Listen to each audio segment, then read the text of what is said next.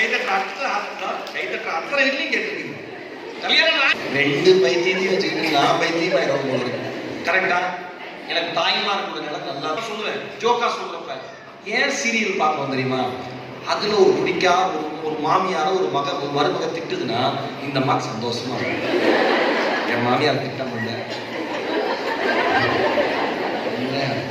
பாயசத்தை கலைக்கிற வேண்டியதாங்கிற மாதிரி.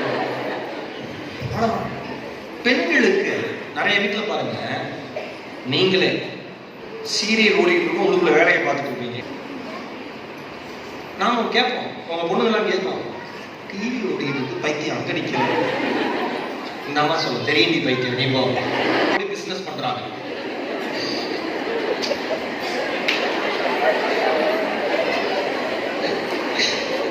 எல்லாரும் 1000 கோடி பிசினஸ்.